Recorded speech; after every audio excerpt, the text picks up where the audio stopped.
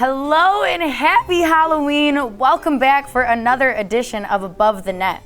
I'm your host, Lexi Ayala, or Lola Bunny, Loco Bunny, one of the two, alongside Mr. State Champs volleyball analyst Vince Muscat, and we got him to dress up, okay? This program is presented by Lawrence Technological University. You can recruit yourself by going to ltuathletics.com. All right, Vince. How did this happen? Where did Mr. Clean come about?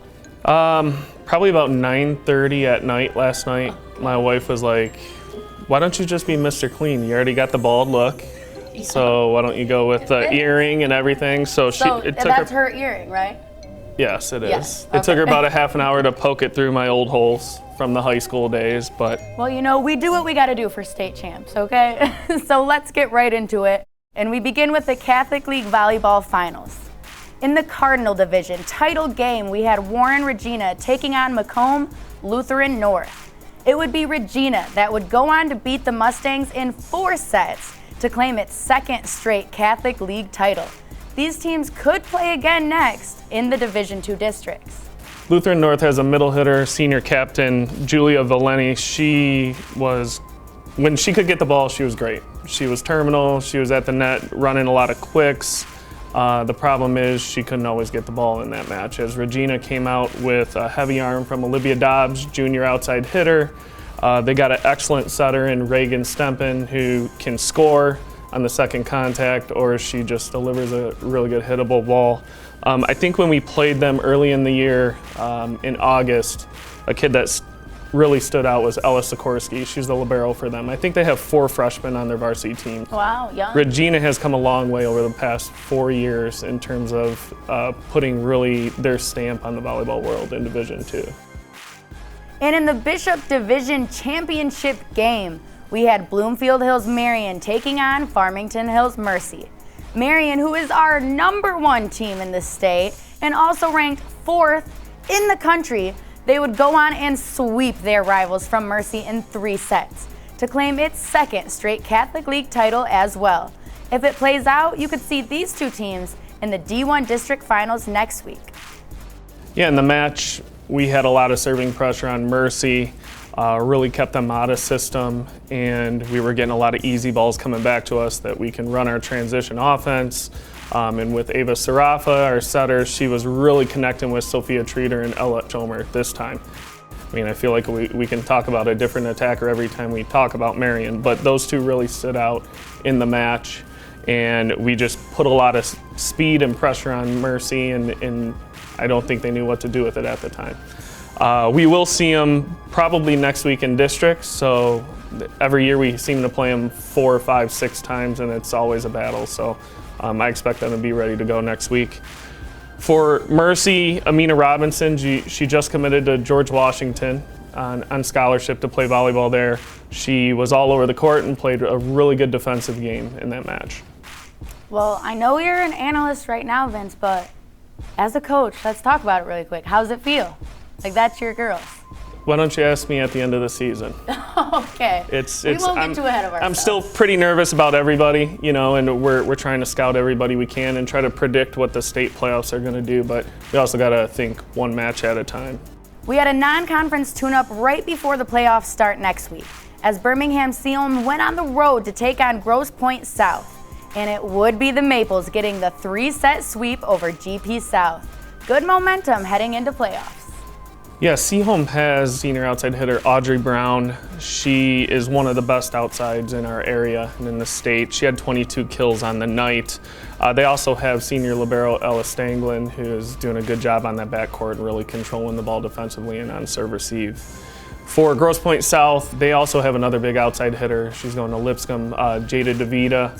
And their middle really stands out to me as well, Ellie Martin. She does a really nice job blocking, and she's formidable offensively for Grosse Pointe South. And I believe Seaholm will be playing the winner of Mercy in Bloomfield in our district, the Marion district, and then Grosse Pointe South will see their rivals, Grosse Pointe North. So both got a tough district matchup, first-round matchup for both of them. Well, that's what you like to see. And on to the west side of the state as Byron Center took on Forest Hill Central in the semifinals of the OK White Tournament. Forest Hill Central led by the Miss Volleyball finalist Brooklyn Connor. They would go and beat Byron Center in 4 sets to advance to the tourney final. Forest Hill Central we saw last week at the East vs. West tournament in Lowell. We got to play them in the finals, and what really stood out to me was obviously Brooklyn Connor. They have some really good left sides. They run a 6-2, so they've got 3 hitters all the time in the front row. Brooklyn Connor stood out both in her offensive, defense, and the team is just confident. They come in every match. They played us. We were number 1 in the state, and they came in like they were the number 1 team in the state, which I love. I love the confidence that they have. We did end up beating them, which was really nice. But I love the attitude going into the postseason. I think they're a dangerous team. For Byron Center, they continue to rely on the arm of Taylor Humphrey. Front row, back row, shoot, if they got a sub her out, they'd probably still set her. She's just got a great arm. Every time we played them 3 times this year. She's continued to make really good adjustments, improving her offensive play.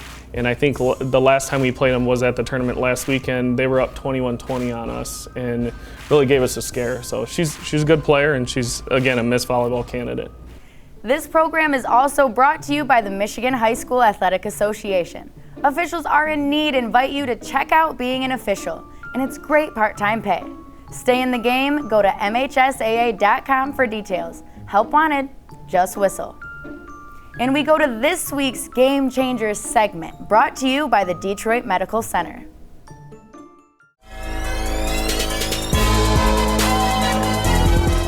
Hi, I'm Laura Ramos from DMC Physical Therapy and Sports Medicine. And today on Game Changers, we're going to be talking about protein. Which builds more muscle mass, plant-based protein or animal-based protein? Studies have demonstrated that protein supplementation can increase muscle mass, performance, and recovery if combined with a good workout program and a healthy diet. The first rule of thumb is to get your protein from a nice healthy diet. And if you're a boy or a girl between the ages of 11 and 14, the recommendation is to do 0.5 grams of protein per 1 pound of weight. So if you weigh 100 pounds, you should take in about 50 grams of protein a day. Now, the recommended daily allowance for somebody between 15 and 18 is just a little bit less than that. But again, all of this is dependent upon how active you are. The more active you are, the more protein you need in your diet. So what's the difference between a plant-based protein and animal-based? Well, animal-based is also known as a complex protein or a high-quality protein because they contain all of the essential amino acids that are at the levels that the human body uses. Plant-based proteins don't have all the essential amino acids other than soybean does. So the key is in plant-based protein is what we call pairing. We need to take plants that have the different amino acids, pair them together, and combined they will provide all of the essential amino acids at the level the human body needs for performance. Here are the general rules when considering protein supplementation for your workout. Number 1, if you're choosing an animal-based protein, the gold standard is whey protein. Just look on the ingredients to make sure they haven't added in a lot of other ingredients like caffeine and creatine. The second is if you are choosing a plant-based protein, make sure it has soybean in it or that combined all of those plant-based proteins provide the full complement of amino acids. Third, look at the timing of when you're utilizing this protein. You should take it 30 to 45 minutes before your workout. If you take it right before the workout or during the workout, it just won't be quite as effective. And finally, determine exactly how much protein you should supplement with. Using too much protein in your diet can actually be detrimental. A good rule of thumb is to get your nutrients from a healthy diet. But if you do choose to supplement, please consult with your physician or a professional at DMC Physical Therapy and Sports Medicine.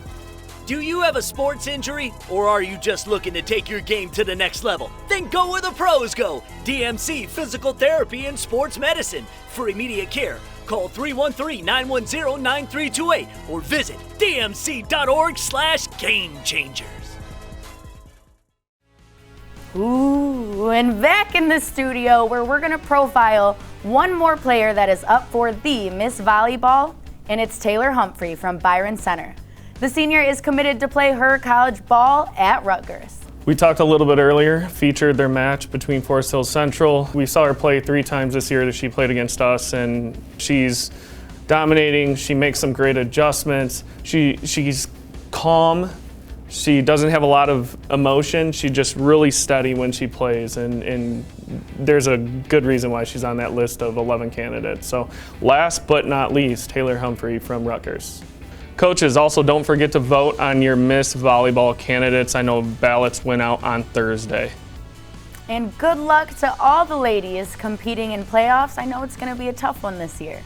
But let's take a look at our state champs super top 10 rankings as we head into the playoffs. Marion, from day one till now, is number 1, having a great year. Won the East vs. West tournament at Lowell. You've got Hudsonville, who I'm sure that would be a great final to see, Marion and Hudsonville, if they can both make it that far. You've got Rockford at 3. Our top team in Division II is Notre Dame Prep. They're at 4. You've got Skyline, Grand Rapids Christian, Forest Hills Central, Forest Hills Northern, Northville, who had a little bump in the road. They lost to Novi last weekend. Not a bad thing before the playoffs. And then Division III, our top team is West Michigan Christian. Trent Smiley's doing a great job with that group, and they really got a great shot at winning their first state championship in volleyball. And with the playoffs starting up next week, quickly, what teams could be a sleeper and make run to Battle Creek in late November? Yeah, we'll start with Division IV. Some favorites in Division IV, Lenawee Christian. They've got a great outside hitter. She was fun to watch early in the year. St. Phil's, perennially a top volleyball program, and they're always there at the end. You've got Athens, who's a rival of St. Phil's out in the Battle Creek area. Lansing Christian and Plymouth Christian are also schools that have strong programs in Division IV.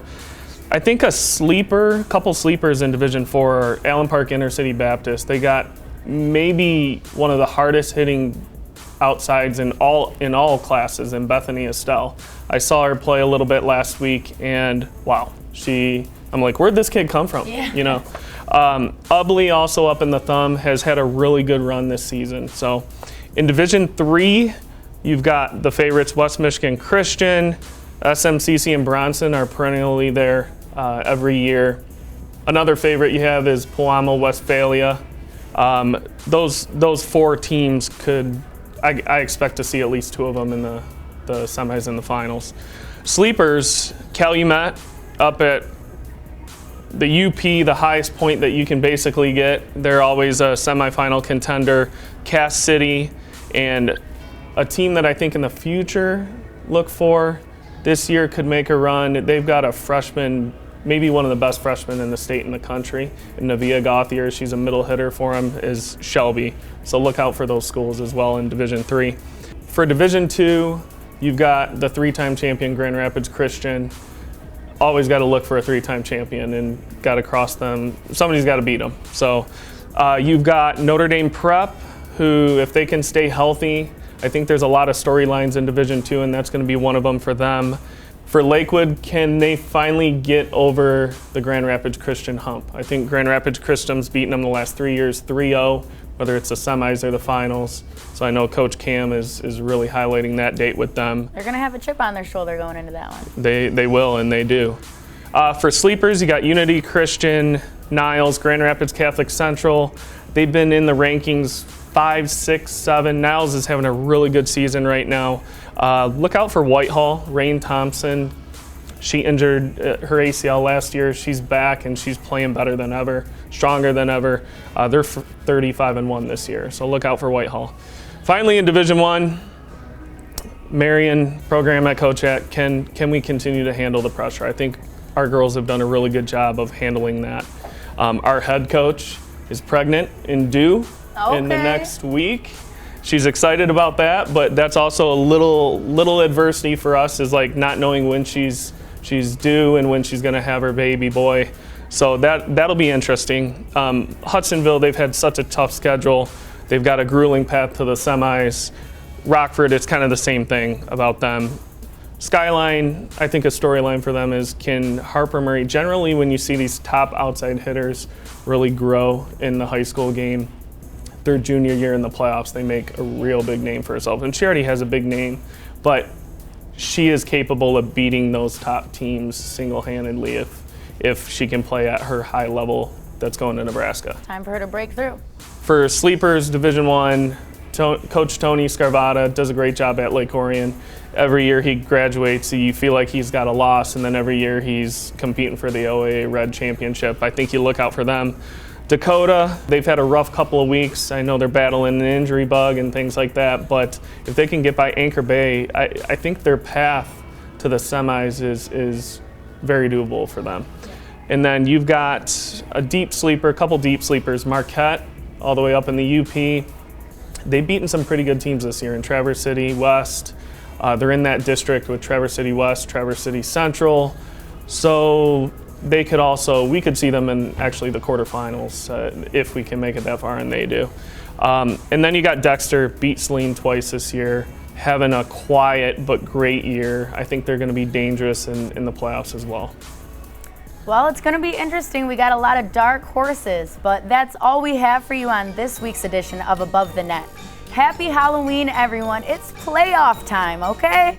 For Vince Muscat, aka Mr. Clean, I'm Lexi Ayala. Lolo Bunny, we'll see ya. State Champs Above the Net is presented by Lawrence Technological University. LTU offers 24 varsity sports, including women's volleyball, along with several dozen world-class undergraduate programs. Athletic and academic scholarships are available in all sports. Visit LTUathletics.com and recruit yourself. Above the Net is also brought to you by the Michigan High School Athletic Association, promoting the value and values of educational athletics. The Michigan Army National Guard, proud sponsor of the MHSAA. Detroit Medical Center Physical Therapy and Sports Medicine. Do you have a sports injury, or are you just looking to take your game to the next level? Go where the pros go. Visit dmc.org/gamechangers.